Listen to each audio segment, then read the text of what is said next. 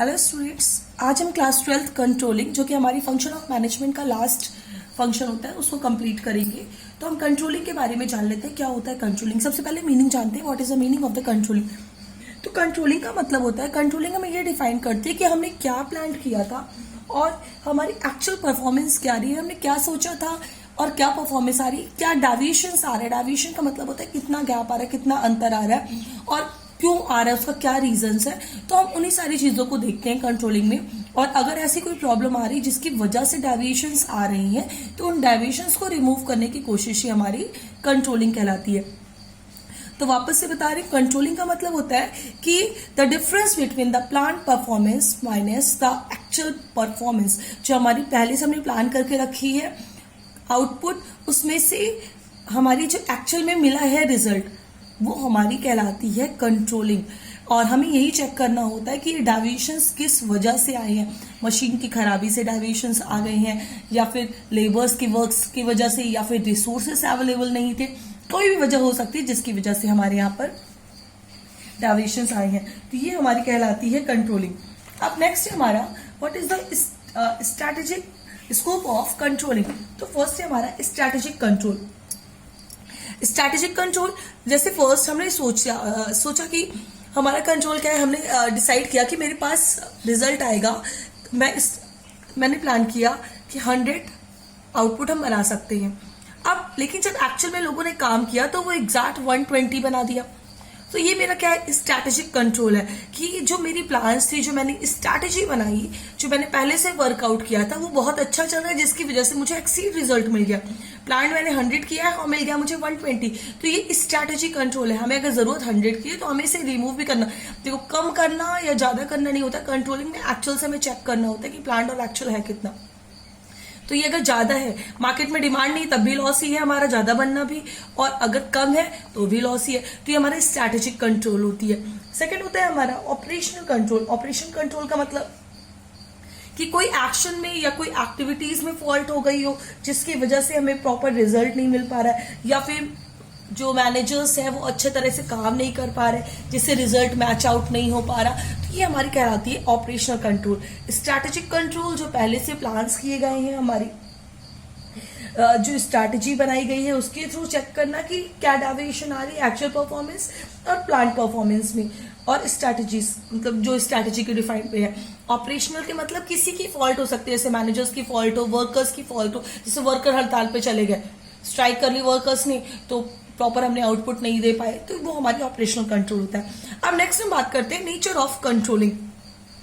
तो nature of controlling, first controlling is a goal oriented function. Goal oriented, जो हमने decide किया है क्या हमें कितनी यूनिट्स बनानी है, स्टार्टिंग में जो हमने प्लानिंग में डिसाइड किया था हमारा ऑर्गेनाइजेशनल गोल, उसी के अकॉर्डिंग हमें कंट्रोलिंग करनी होती है। यानी कि चेक करना होता है काम हो रहा है उसके अकॉर्डिंग या फिर नहीं हो रहा है। फिर सेकेंड है हमारा परवेसिव। परवेसिव का आपको मतलब पता ही है कि जो सारे लेवल पर होता है, यानी कि ये सिर्फ टास्क टॉप लेवल मैनेजर का नहीं होता, बल्कि जो मैनेजर्स हैं, जो वर्कर है, उनके भी ऑल लेवल्स पे ये वर्क करता रहता है। तो ये सारे लोग को हमको देखना होगा, both backward looking as well as forward looking. Controlling में हम बैकवर्ड लुकिंग भी करते हैं, यानी कि पहले का भी देखते हैं, पिछला देख रहे हैं क्या काम हो रहा है, और फॉरवर्ड आगे की बारी में देखते हैं। अब देखो इसका क्या मतलब होता है, जैसे हमने पिछले महीने में चेक किया कि हमारे आउटपुट महीने का कम से कम 400 चाहिए था, लेकिन वहां पर क्या हुआ कि रिजल्ट हमारा नहीं आ पाया, 300 ही आ रहा है रिजल्ट, या 20 ही कुछ कम आ रहा है रिजल्ट। तो वो मेरी बैकवर्ड लुकिंग हो गई।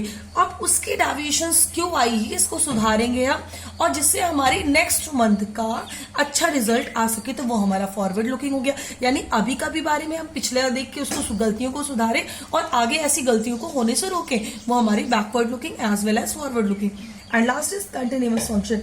कंट्रोलिंग में हमारा एक ऐसा फंक्शन है जो कभी भी कम नहीं होता, बल्कि कंटिन्यू चलता ही जाता है, क्योंकि कंट्रोलिंग के थ्रू ही हम अपने वर्क को आगे प्रोसीड कराते हैं। तो ये हो गई हमारी नेचर ऑफ कंट्रोलिंग। अब नेक्स्ट हम बात करते हैं importance of controlling.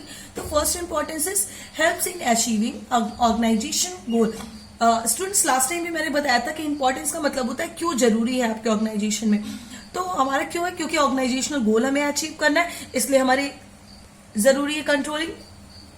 Second, judging accuracy of standard. Accuracy of standard का मतलब होता है जो कुछ हमने टारगेट सेट किया था, जो हमने एक स्टैंडर्ड डिफाइन किया। स्टैंडर्ड का मतलब होता है कि वैसे तो स्टैंडर्ड हम क्वालिटी में यूज करते हैं, बट यहाँ पर स्टैंडर्ड का मतलब है क्वालिटी विद द क्वांटिटी, कि जितनी हमने क्वांटिटी डिफाइन की थी कि हमें एक महीने में कम से कम 300-400 यूनिट्स बनानी है, वो भी प्लस अपनी क्वालिटी को मेंटेन करते हुए। ऐसा नहीं कि आपको 400 यूनिट बनानी है तो आपने कुछ भी बना दिया, वो नहीं करना है। तो वो हम कहते हैं कि हमारी जजिंग एक्यूरेसी ऑफ स्टैंडर्ड, की हमारी स्टैंडर्ड में कोई भी कमी नहीं है। फिर next, making efficient use of resources. अगर हम सारी चीजें चेक करते हैं तो हमें अपने रिसोर्सेज को प्रॉपर यूटिलाइजेशन करना होगा कि कोई भी कमी किसी वजह से नहीं, वर्कर्स अच्छा काम कर रहे हैं, मशीनरी अच्छी चल रही हो, ये सारी चीजें कि हमारी अच्छी तरीके से रन करती रहे। Improving employees motivation. अगर आप अच्छा काम करोगे तो एम्प्लॉयज का मोटिवेशन भी क्या होगा, बढ़ता जाएगा, इंप्रूव होता जाएगा कंट्रोलिंग के थ्रू, क्योंकि गलतियां नहीं हो रही है, आप अच्छा काम कर रहे हो, आपको लिमिटेड काम करना है, अच्छा काम करना है, तो एम्प्लॉयज का मोटिवेशन होता जाएगा, ज्यादा वर्क बर्डन नहीं। आप लिमिटेड, जैसे एग्जांपल के लिए मैं कहूँ, एक वर्कर के ऊपर बर्डन है कि आपको 100 यूनिट्स बनानी, उसने 100 यूनिट बनाई और वो फ्री हो गया, तो वो क्या है कि उसके ऊपर उतना ही बर्डन है, उसको अलग से कोई बर्डन नहीं दिया गया, तो उसका मोटिवेशन भी बढ़ रहा है। Ensure order and discipline. Ensure order and discipline means कि आपने जो ऑर्गेनाइजेशन में प्लान्स बना रखे थे, रूल्स बना रखे थे, रेगुलेशंस बना रखे थे, वो सारे लोग फॉलो भी कर रहे हैं कि नहीं। तो टाइम टू टाइम सबऑर्डिनेट्स ये चेक करते रहे कि कोई भी एम्प्लॉय डिसऑनेस्टी तो नहीं कर रहा है, फ्रॉड तो नहीं कर रहा है, उसको स्ट्रिक्टली अपना मॉनिटरिंग करनी होती है, यानी कि कंट्रोल करना होता है लोगों को, एम्प्लॉयज को वर्क को देखना होता है कि कंप्यूटर पे भी काम सही हो रहा है कि नहीं। तो ये सारी चीजें क्या लाती है, इन्वायरमेंट में डिसिप्लिन क्रिएट करती है। नेक्स्ट है हमारा facilities coordination in action.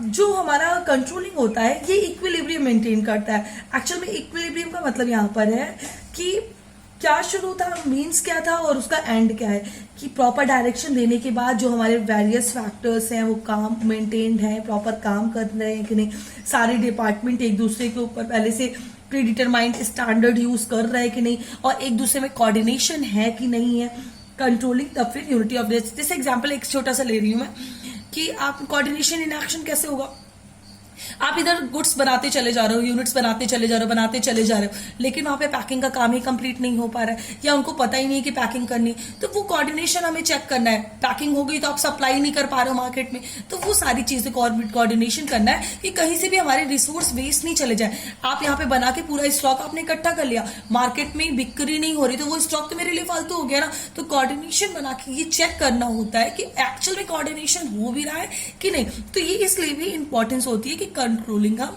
Complete करेंगे। सो स्टूडेंट्स, ये हमारा इंपॉर्टेंस कंप्लीट हो गया। अब इसके बाद का नेक्स्ट वीडियो में कंटिन्यू करेंगे। Okay, thank you class.